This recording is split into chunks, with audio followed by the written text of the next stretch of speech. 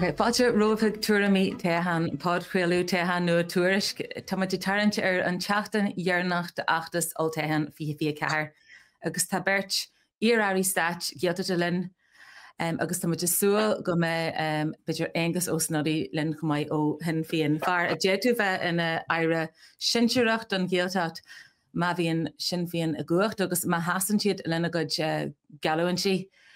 In Seálinn tá Thomas Byrne tá seaú sa bhí third de ana fáil agus a bhí ina aire stáit Gaeltachta sa Rialtas dearnach. Níl agam an bhfuil an tiidir sin agad go fáil. Thomas. Well, ní ceachta dála mé heile agus airstát mé fós. Anhaid, gur mai heile sin. Agus tá an seanadúir de chuid fina Gael Seán Kyne linn na seaú an gáileh hir agus a bhí in aire stáit don Gaeltachta faoi gá. Bhí súla gin chumáid le Catherine Conley ach iarthir neamhsplach an gáileh hir ach ní thuga le bhelinn farír. Ach tá fáte roimh bheirt. Agus má hagan agus scíle muidir sethe, so sean go sé seasta chóir sin. So is dói an teafa ní ró aire sinseoireach a gin don Gaeltacht ó gabhílas a hééag agus bhí me géirí fáil Thomas tá mar rása cén fe nachhfuil fion fáil seasta a leid go gealahain sin bhórt sin fion an tíon fartí a bhfuil an gealahain sin tugcha acu. Na bhla éon gealahain táid sin féin. Nuair cruúsí in isteach go Rialtas sa dúsgart éireann, ní ra focail bhain Gaeilge sa chláiríomhtas an sin sa Rialtas dúsgart an éireann. Ní ra focail an sin. Tá aire síseach Gaeltacht ag an Rialtas seo faoi láthair. Tá Catherine Martin ina aire síseach Gaeltacht. Tá Gaeilge eici. Is mise an tara social, tara stáit Gaeltacht. Tá an mise le Gaeltacht gacha le lá. Ach déanam cóibrú leis an aire Catherine Martin. Tá fína fáil ag rá go mbeidh Ryan túthe pobal agus Gaeltachta agan. Agus nuair a chuir fína fáil airí stáit nó airí síseach isteach é Ryan ar nó Ryan na Gaeltachta, bhín Gaeilge ag na airí stáit sin fáil ceapach ceantar na fáin ar ceapach mis mar aire stáit Gaeltachta ní oibre sa caite. Tá Gaeilge agam, tá spéis agam sa Gaeilge, tá géirí dul an cinenne dhéanamh sa Gaeilge agus an Gaeltacht. Agus measc go sin déinte ag fína fáil í ri an tréimhse ceithre bliana a táid sa Rialtas seo. Well, go leis go ní rá an Gaeilge Jack Chambers ach look rinne sé an. Well, ní rá sé lí fé, cosú le Joe McHugh ní rá sé lí fé an am ach bhí lán. Dí cuairt amach faoi Joe McHugh ag an am ach rinne sé an i rud Gaeilge ólam. Just maidir leis an ceist sin, brand rudí seo ar céhéad teachtaí dálaí a bheith a chulafortaí tar éis an t-iar-aire agus níl alán teachtaí dála faoi láthair atá líofa Gaeilge atá an a chujobar íanamh trí man de Gaeilge sin cean na feibanna. Stoi an rud vítas a de aire stáit don Gaeltacht. Ar híl tú gur míhainteis de bhí an nachró tú ag bord an Rialtas Seán Kyne? Oh, look, jinne sé cíl más bhín aire stáit le Gaeilge. Tá sé sin. Aire sinseoireacht tá cainte. Aire sinseoireacht, yeah, go meisceil aire sinseoireacht le Gaeilge. Jinne sé sin cíl más féidir, agus sin a rud más féidir. I mean, Cén fá nach féidir? Cén fá nach féidir? Beidir nach bhfuil na iarrthirí ag chulafortaí le Gaeilge, beidir nach bhfuil na tán na iarrthirí sin níl chula teachta dála líofa Gaeilge. Níl agam teachtar ochtar níl ar jetar níl agam go dtír céhéad acu atá líofa i Gaeilge tá a bheits an annach chujobar a dhéanamh a trí man na Gaeilge. Ach tá an ceart ag Thomas an sin, tá Gaeilge líofa ag Catherine Martin agus tá Gaeilge líofa ag Thomas an sin agus tá siad déanamh a chujobar ar son an Gaeltacht as a Gaeilge. Agus, well, ar híl tú gur míhainteiste a bhí an nó was go se just ó híal a bheith páirteach an sa chóra mór faoin páirteach in na cinnithe móra níl íon ruúh beidir láidir an le cas na Gaeltachta cas na Gaeilge a chur hantásaí nó a bhrú a ré nó. Well, bhín deiscinna ag airí seoisireach Dulasja, well, Curraall, Dulasja, Huig, Board and Rialtas Kun, a Hudge, Ubber a Flay, alienation, Oam Gam. So, Veen Jesh, Egg Nahari Shoshruk, Dulasja, Modular Kursi Gaelga, Aggregation of Flay, so alienation, and Norway Mishamara Stott, and Dundaro or Vime, fresh and Vime, a Prevara Stott, so Vime Board and Rialtas are fat Trafsha, Blingale. So we mean on the Ruddy Cur Oscore Board and Rialtas Constellation act the teanga act the Gaeltachta Seán Kyne Hain or Gavis in Egypt. So being the gestion ag na Harry's thought. Okay, my lord, bugam Jerry. Tuairimí Thomas Byrne freshen. But that's a sort of like raw grow me von Toghcha in my Rialtas show. The 18 mission of Curva, how long on Duncan King Dainter, or Haven the Gaelgos, or Haven the Gaeltachta and Rialtas show. The Aristotan, mission shin, obviously Arishin Shrukan shin, obviously Goss Mo Farty, the Canon and Farty, the Gaelga fashion, the space ticket, so Gaelga. A long Duncan King, Louis Seán Kyne, Octanga, Hosik Shay, Riv, and Rialtas show, Creek, Curva, Vine, obviously I'm planning on shooting to share with Gaelga, obviously Gaelga. A long ruddy, obviously Shifhain Durish freshen, one touch the more. On made Fogri in Ishita, le Clushtal for Gaelgas, le Fair Country Gaelga, Agus Shin Duncan King, more sun subtainted and Rialtas show, Le Harashin Chiruk, Agus Le Haras Solstruk, and Vertaku, the Gaelgas. So if it should be card raw, not with Arashin Chiruk, Gaelga the top, Agus the Aras Solstruk freshen, Eg Oberlow, Agus a Corner Gaelga King, Agus a fail at the Echo Coda, the Jaintek and Rialtas show. It wasn't small that in Rialtas Reeve. Okay, na Gaelga agus na Gaeltachta. Well, but sin fear ta géarchéim teanga sa Gaelta der an Finish go léir go bhfuil tá cainteoirí Gaeilge in a minlach a mugnach nóha fan chiad den na cheantar Gaeltachta bhfuil lethir nílach 4,000 duine a lóiríonn Gaeilg go léithúil sa Gaelta tí bh bhuidan chóras idirtheis sin mar tá chuirsaí bhfuil lethir agus is Thomas Byrne tas an chéad aire stáit bhí as a Gaelú go ró géarchéim teanga sa Gaelta ach dúirt tú le Tuairisc go dhé sin gur leor na pólacíthe tá faoi lethir agus híle dá mé géarchéimeanna nach leor na pólacíthe tá faoi lethir ach go dasaíonn rud gin radicach le go an eiclis géarchéim ach níl mar an radicach bpáirtithe nó ní dóil an go léis na faibe ag fin fáil was sin fear. When you think mission herba, I mean, policy had honorable every shoe ag fin falls to real the show. By do this, egan start share fish, fair fangate and architect, hortimach, Lovina, or Gaelga Lifa Aku, and you so well. It's road honorable education. George my freshen, I'm planning on shooting on Gaelga, Agus and Gaeltacht, Agus a share fish in a curve fall, on start to Gaelga. Last Stegos last minute weather plan on a radical August is after soon to suck Egan reels the show on Stardust Europe is fresh she Stardust international shoot them well so say Docus the Dini Oga Gerfeidlo Welga Aulam Agus Usaj August Postava Aku Three Welga the Fade Lumpsa on Lia Curvine in Napoli Welga I got in on Rowishin Ian of Hain August Desh agan galéir, tá rá agan galéir, tá dúgus ar an galéir mar Gaelgóirí an teanga úsáid. Mór bhfuil daoine sás an teanga a úsáid, ní féidir an rialtas an slí a choráthú. Caithimid na deisina a thuirdóibh an teanga úsáid, an cearta bheith acu an teanga úsáid leis an stáit choras, agus meascmú joci bora ar an muine is ar bhíine an Gaelga úsáid an sin. But contact in a rá dhéanamh.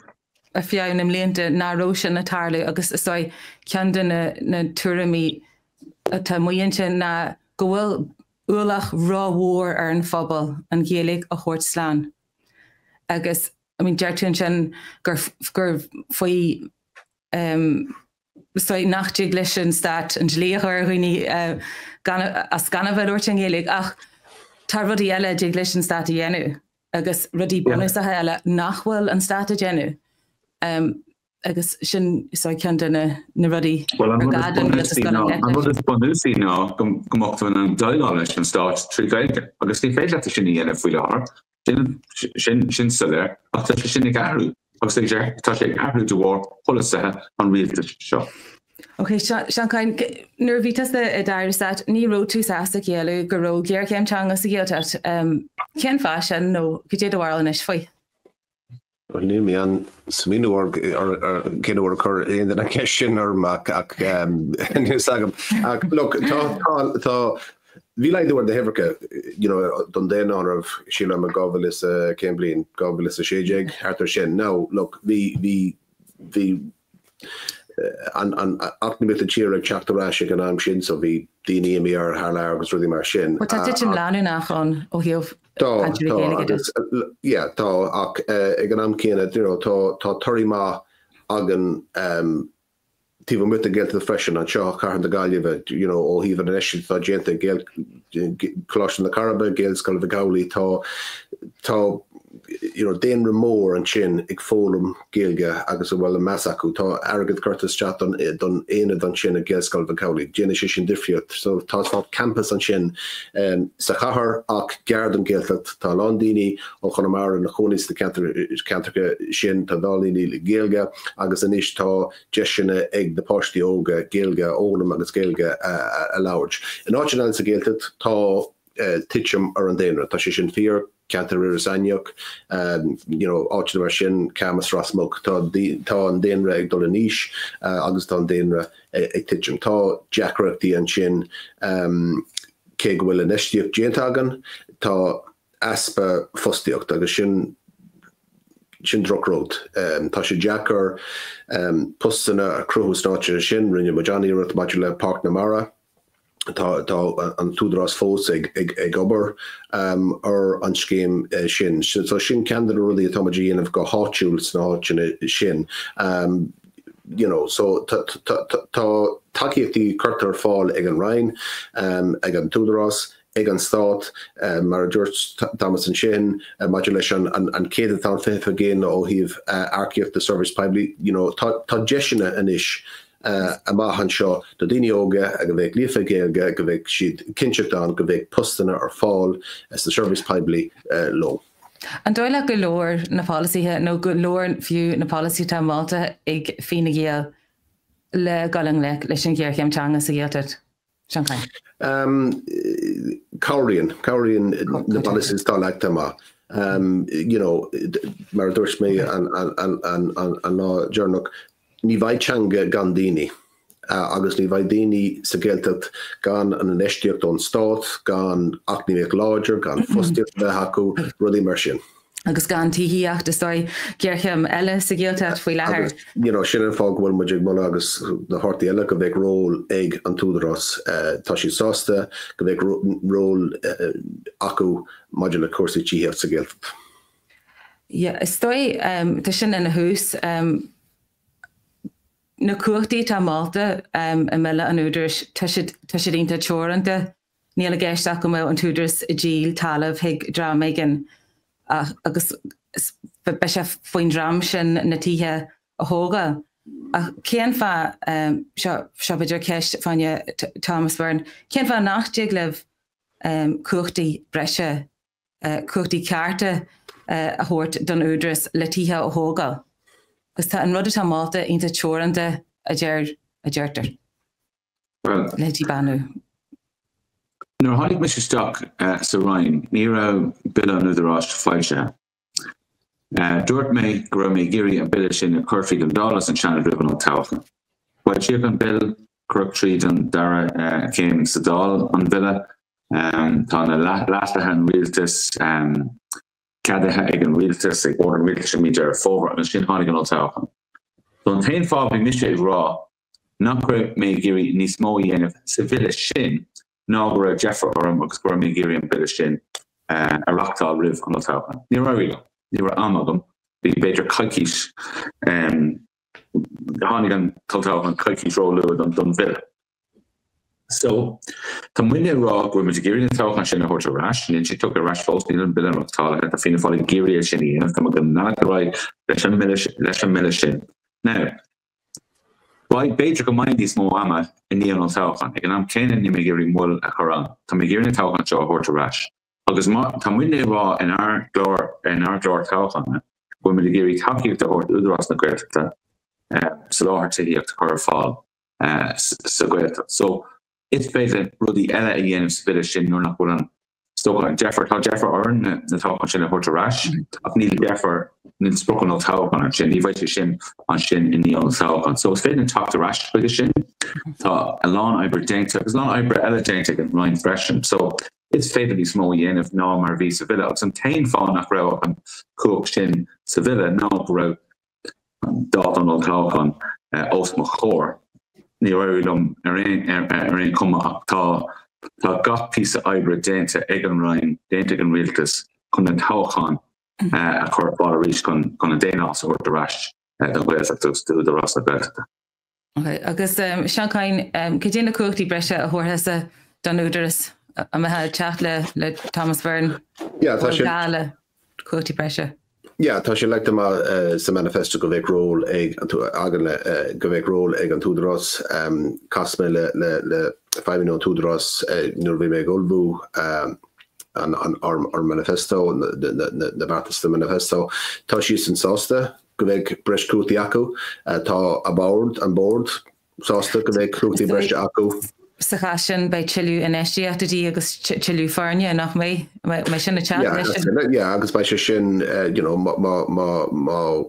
bei sin sústan céad rialtas eile sa chlár rialtas más bhfuil an bpáirtithe an seo agus caiimiid fanna do tuairí ón toghchán ach más bhfuil an bpáirtithe an gábhhartaí atá an seo chórialtas sílan go bbaidmuid sásta sin dhéanamh agus an eistí a chur fáil don túdras. Okay. Well, bhfuil am Lord leh bommate bag faoi war a grí tehan tu go leor Rialtas na manifestos níos mó beidir a gin áirithe. Thomas, tu go thugus ar dús geall fianna fáil chuid mhaith a tehan dearnach mar hampla go dúirthaí arás tehan an údaris go dúirthaí policy nuad an idhes landgélig tíomh muid an Gaeltacht se níl na rudí sin tharlaithe. So cén fa go gréide daoine na rudí deasata Gaeltach an uair seo? Well, tá an déanta agan agus tá de rágú dulcan cín déanta agan sa tíir seo. Tá dulcan cín déanta anna dulcan cín déanta agan mar leis an Gaeilge. Tá bora déanamh sa tír, tá éile anna bhór ar idirpit ar fud na tíre agus tá muid daile le sin go háirithe it's the hard to know on Dane Bora, but fresh in this especially the fresh in Talon eile ver sin.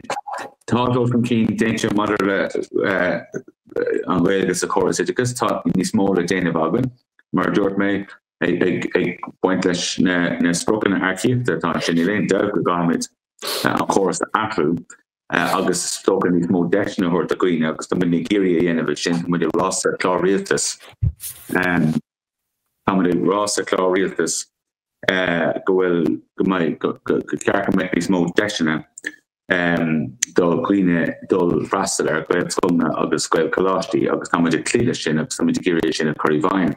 Well, was a gender policy is dói níl Gael Scoilne a manu sin cean na deachtaí mór. Din chéadú le cé go blion tá titim tacha ar líon na baisí tá fáil tríomhán na Gaeilge.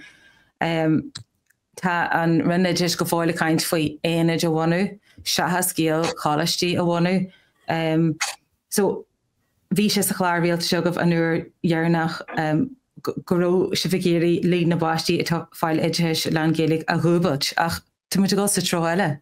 Tá tim tacha ar líon na baisí tá sa chóras Gael idtheis. So sin an dóile gur chep mhórí sin. Look, tá muid géirí níos mó dhéanamh agus tá mise a rág bhfuil mise géirí níos mó dhéanamh, tá 40 géirí níos mó dhéanamh, is sagan bhfuil na sprocanna seo ag teacht agus scaí an tír bheith ré lo. Agus bháilíne I bháid níos mó Gael Scoilne agus Gael Coláistí bheith sin, bhí mise ar cuiste fleachtar mise ar Gael Scoilne na hoptaí, bhí mé ar cuiste bunathe Gael Scoil eile in dhíos sin, agus bhálam sa dul an leis an glár Rialtas agus níos mó I dhéanamh agus tá fin fáil rá sin. Okay. Seán Kyne bhfuil ag fárágra fina Gael. Dúir sibh go mé ní pan go 3 billiún breise agah do chaitethas ratha ach níl luaite ó hiú na Gaeilge de €8 milliún agus sin fahéine scoláireachtaí Gaeltachta. A bhfuil sibh t-iar-aire faoin na mátaí tá luaite agah i bhfuair manifesto. Tá, cínte, Casmel a long group I riv an fógraíocht an manifesto Casmel a group I agriochtaí bheith sim acu sa Gaeilge agus bheith ag obair sa Arnold sin agus tá an multaí an maidir leis iad a chur a bhain bair agus sílan go bai cóirialtas a bheith gist más bhfuil muid sa céad rialtas eile cóirialtas a bheith a gist agus baimid an idirbeartaíocht sin a dhéanamh agus céard is cum céard a bheith galta testin an sin an airgid ón ridcach go Spibli. So sin rud a Harlíonn nó a bhíon an chláirialtas gan na manifestos cearclóir ach nuair a bhíon chláirialtas deimhne caithimid an airgid aáil chun na multaí sin a chur a bhaim. Okay, so tas agam Thomas Byrne caiite sa imachtanis acha tá me géirí sort leathmhaise thuirtaíh mata si géirí just díú so dunne bíte a bhódal in snoltéhan nío lefihe de bhína saona mata cast le sin agah agus mata si burtha faoi cast na Gaeilge agus cast na Gaeltachta cé a docu le bhrá láfa le níad bhálú le bhóta a chaithú díobh Thomas ar bhile golar dús. Tá spéisial fina fáil sa Gaeilge is ceann ar príomh sprocna ná an Gaeilge chuirn céin agus an Gaeilge chuirt ar eisce thuras na ceanta Gaeltachta. Tá spéis agam sa Gaeltacht agus sa Gaeilge agus Tásúlum gur haspáin mé sin I ré an sin an seachtaí a bhí mé sa róm ar stáit agus tá muid géirí I bhád níos mó dhéanamh. Tá polisathe radicí chur isteach chur ar fáil agan I ré an rialtas seo. Tá muid géirí I sin a chur I bhaiminis ó seo go féh trocha agus measam go féh le bra ar fina fáil. Ní bhaid sása le gafrod agus féh le bra ar ina fáil. Maidir le cuasaí Gaeltachta agus Gaeilge measam bhfuil an spéisios mó agan ní cainte sin chuirmid na Pléann I bhaim déanaí le lán oibre agus baiste sa chlár rialtas agan ní léon mátáid sa rialtas baiste sa chlár rialtas ní raibh sé chlár rialtas I dúsgart éireann agus is féidir le a lán a léamh as sin. Well, sin feiminis omlan difil ar fad ach maithú ar bhaid leis Gaeltachta Seán Kyne. Tá an spéis agam sa Gaeilge freisin ó táim gábhfuil sa héineag is a dálar dús. Tá méid freistal ar son an Gaeilge agus an Gaeltacht an seo a gaiileh hir agus tá mé I géirí lena leis an obair sin. Ní fétá multaí ó ingrúpa chur isteach gan na achhainní gan achnamí láidir gan airgad áil ón ridcach go Spibli ó airgad áil ón cárn atá seachtaiste ó daoine atá ag obair ó an cán corporóideach so theastaíonn rialtas láidir a rialtas a bheith chuinneal súil ar an achnamí freisin mar teastaíonn na achhainní chun na rudaí maith a theastaíonn agus a seirbhísí agus in eisiútaí dhéanamh sa Gaeltacht agus sráidteáin sa dír. Okay, gur míle maithe goh as bheith len agus bhí go leorstáid nachlúdí muid sin choras planna le teanga agus ceis na háciíochta níor phléim sin mar ceart ach tan Thomas T mar goirta amacht Thomas Byrne agus bhí mil áin a chuirtús leis sin fád chruileú agus níor hanig égus sa deirú ar charabhí so tá brónar fan dói just fan bhil chuirmuid armh agus chunéirí le bhar bhachtas agus gur míle maithe goh as a bhéilinn. Tá seo. Tá mágad.